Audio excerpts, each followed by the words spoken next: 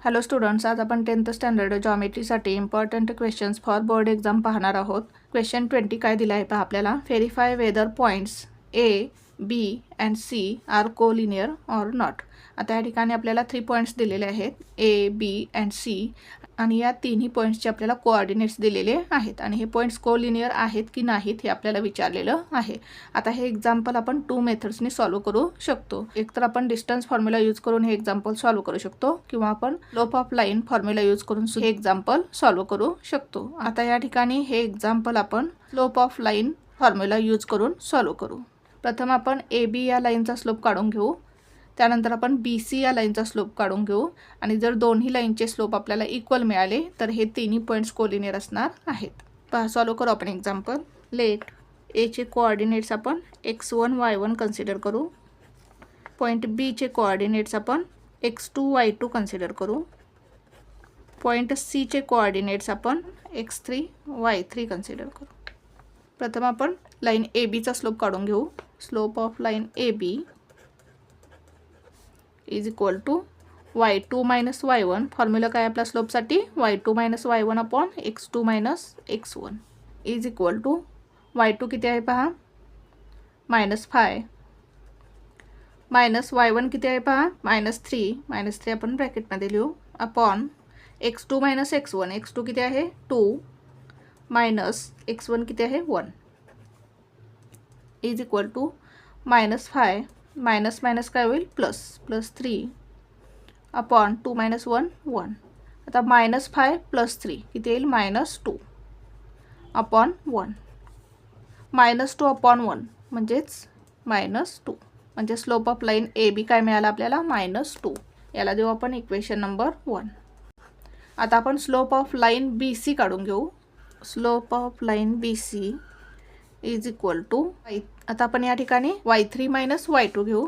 y3 minus y2 upon x3 minus x2. बीचे coordinates काय आहेत, x2 y2. सीचे कोऑर्डिनेट्स x3 y3 आणि आपल्याला बी सीचा स्लोप फाइंड करायचा आहे म्हणून आपण y3 minus y2 upon x3 minus x2 घेतलं. आता y3 काय आहे पहा, 7 आणि y2 काय आहे, -5. y3 7 मायनस y2 किती आहे, -5 ब्रॅकेटमध्ये लिहू आपण, upon x3 minus x2. x3 किती आहे, -4. x2 किती आहे 2.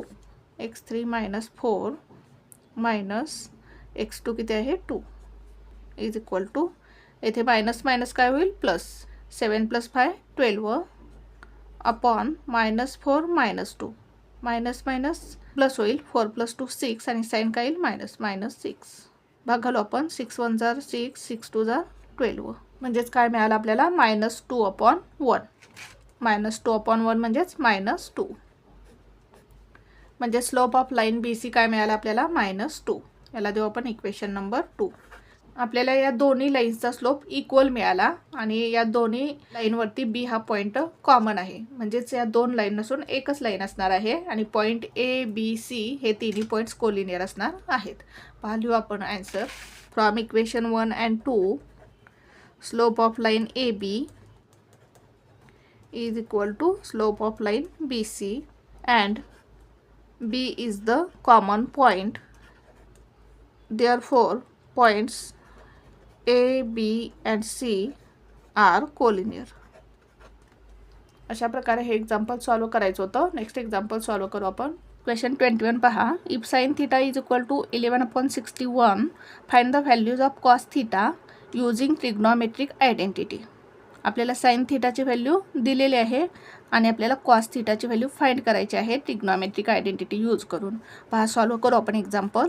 Sign theta is equal to 11/61 दिलेला आहे आपल्याला. रिझन काय येईल, given. We know that sine square theta plus cos square theta is equal to 1. ही आयडेंटिटी आपल्याला माहिती आहे.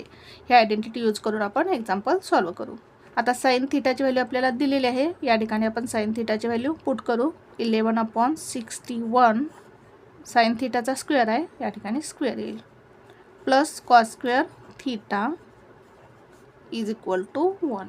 आता या ठिकाणी ही टर्म आपण या साईडला घेऊ.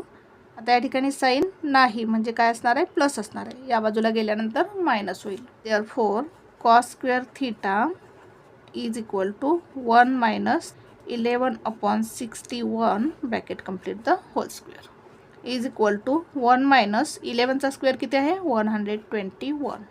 61 चा स्क्वेअर 61 चा स्क्वेअर किती येईल पहा 61 into 61 1 1 जार 1 1 6 जार 6 6 1 जार 6 6 6 जार 36 1 6 plus 6 12 2 1 6 plus 1 7 हा 3 म्हणजेच किती मिळालं 3721.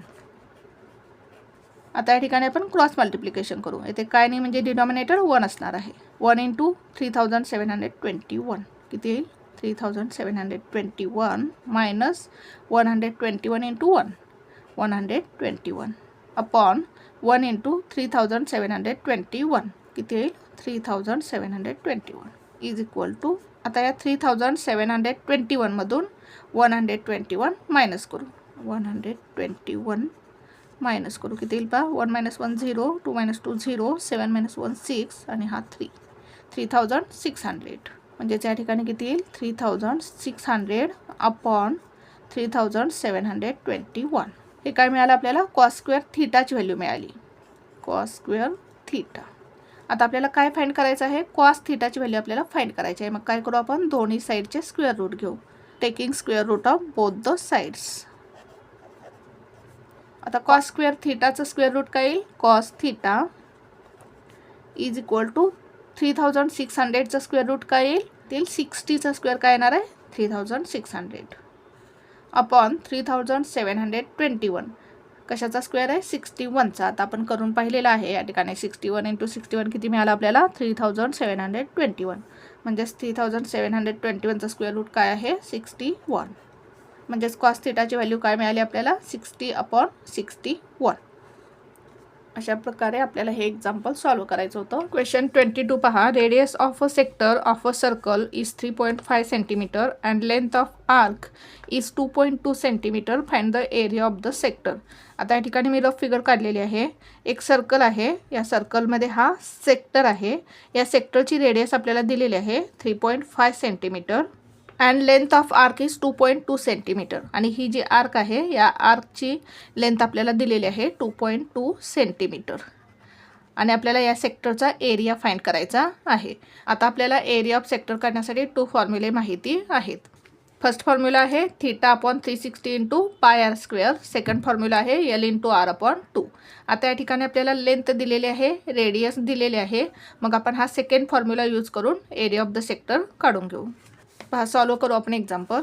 प्रथम गिवन लिहून घेऊ.